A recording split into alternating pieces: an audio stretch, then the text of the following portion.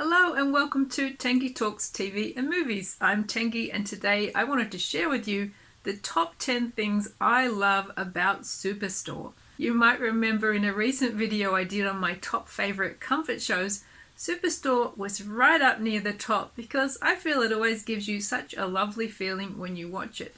I'm always telling people to give Superstore a look because I think there's just something wonderful about it. So today what I wanted to do was to try and define what I think are the 10 best things about Superstore.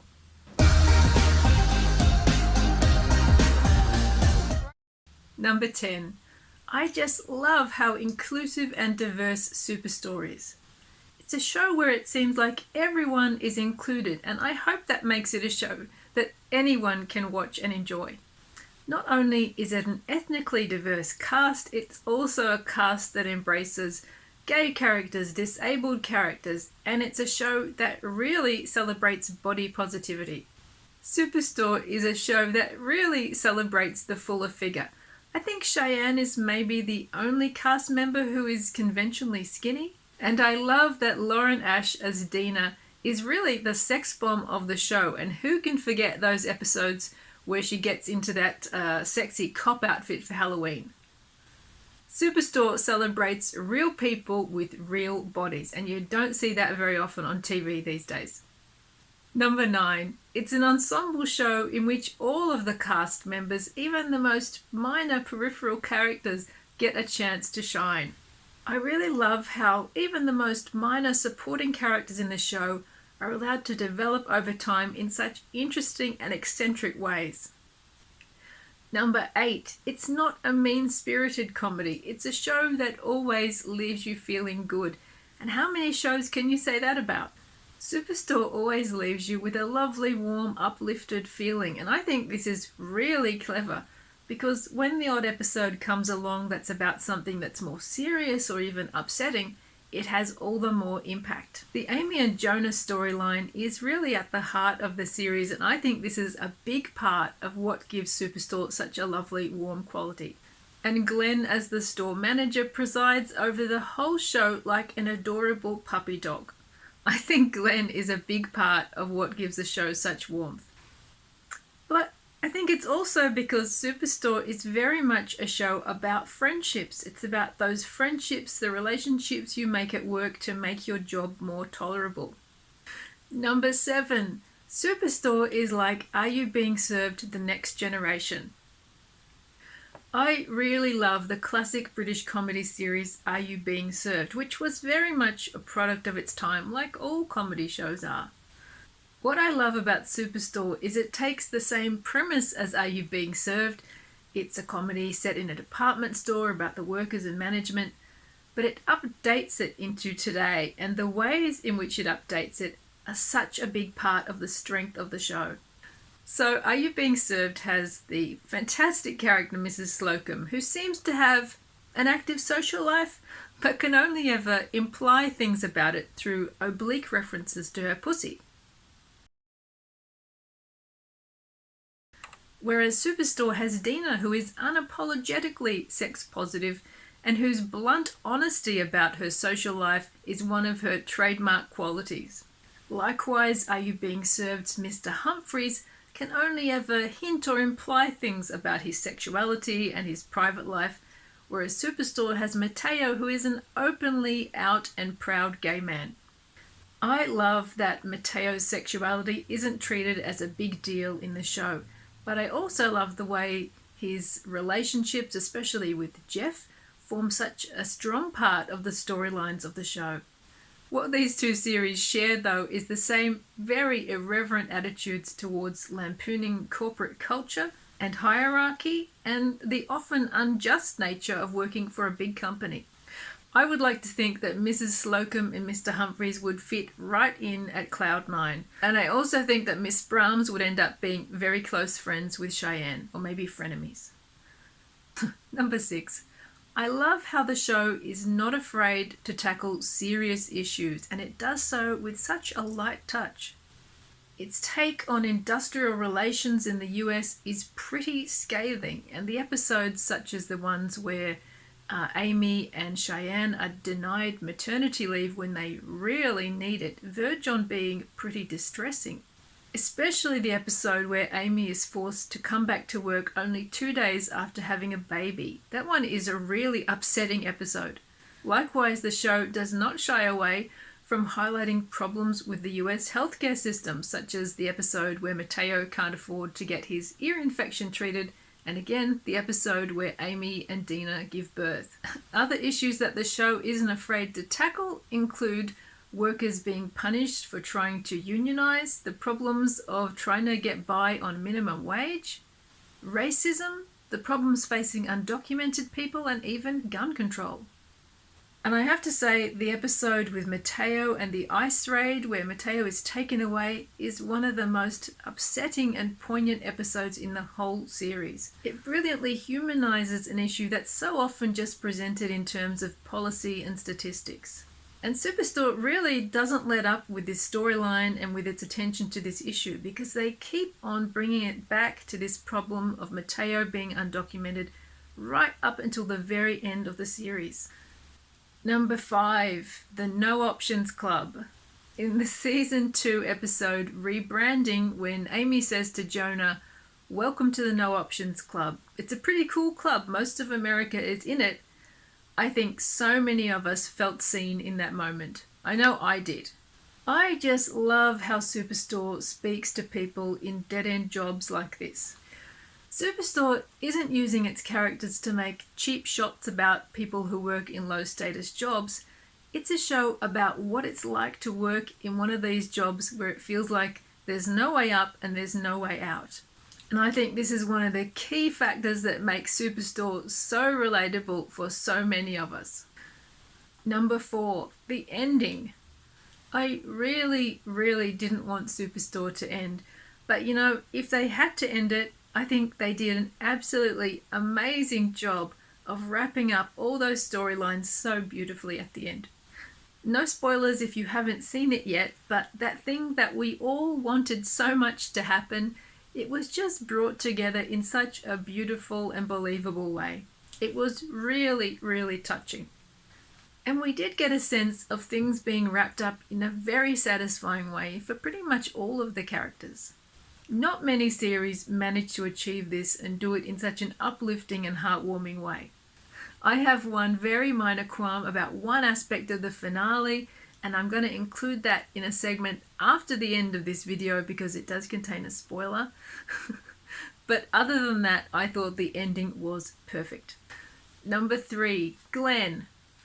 Mark McKinney as Glenn brings so much wonderful eccentricity to the role, but he also brings so much heart to it. Glenn is so innocent, he's so full of enthusiasm and such optimism about human nature, in contrast to many of the other characters in the show. He is the manager of the store, but he is also the victim of this corporation. His dad's hardware store was driven out of business by Cloud9. Mark McKinney treads an amazingly fine line between making his character somewhat cartoonish at times, but also keeping it believable. And this is such a tricky feat he pulls off. I love how Glenn sees the best in everyone, and he's such a wonderful foil for the world-weary cynicism of Dina. The episode where Glenn asks Dina to check the mole on his swimsuit area is one of the most hilarious moments of this show, or of any show. And I've got to tell you, my mum and I watched this episode together and we were both nearly hysterical.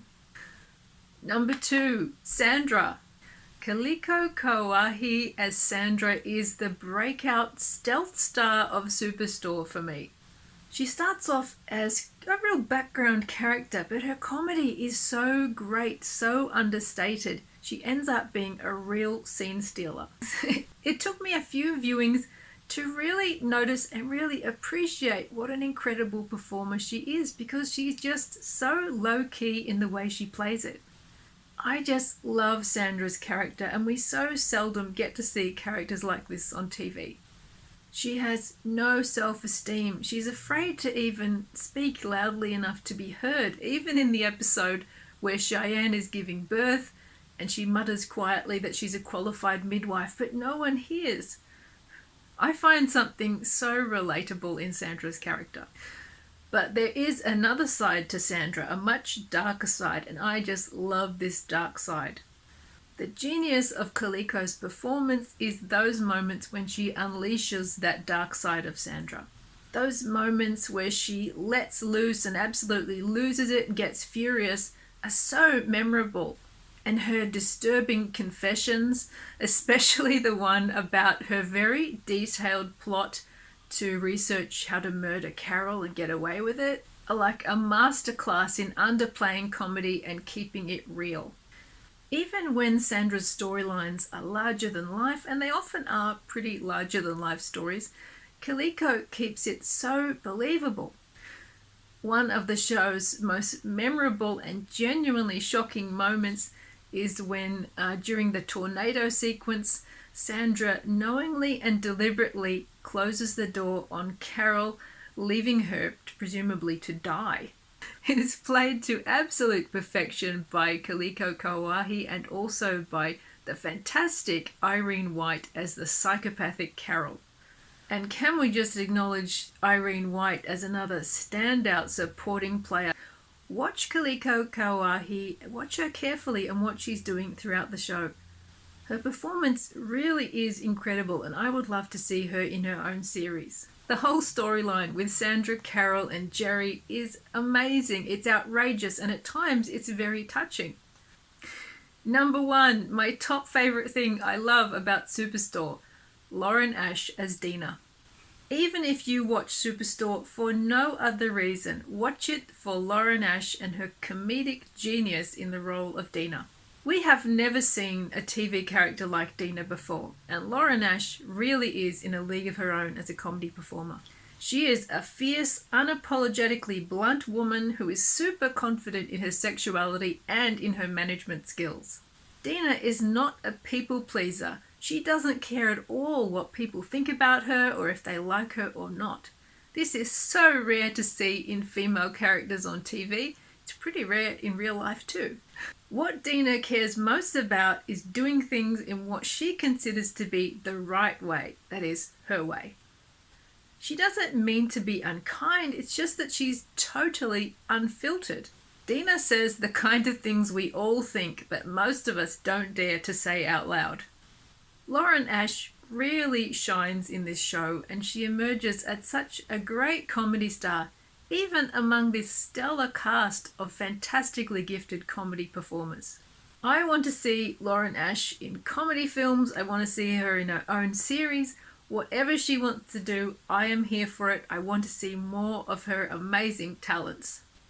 I think Lauren Ash really is incredible, and her performance in Superstore really is like the jewel in the crown of this wonderful and hilarious series. She is the icing on this fantastic comedy cake. And Lauren Ash even wrote the episode Gender Reveal, which beautifully and sensitively handles one of the key moments in the Amy and Jonah storyline. And for me, it's really one of the most touching and poignant moments in the show. I love how full of surprises Dina is. I love how unpredictable she is. She is not a character. She's a fully rounded woman with many interests and activities outside of the store. She has a full life and she's a woman in charge of her own destiny. So those are my top 10 favourite things about Superstore. What do you love about Superstore? Maybe you could let me know in the comments. And if you've never watched Superstore, why not give it a try? Because I think if you give it a chance, you might love it as much as I do. If you've enjoyed this video, I would love it if you would like and subscribe.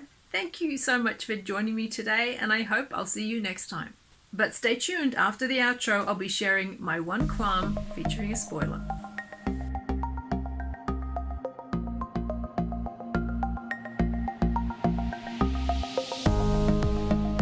Okay, so my one qualm about the series finale of Superstore, and this does contain a spoiler, so if you haven't seen the finale, you might want to switch off now.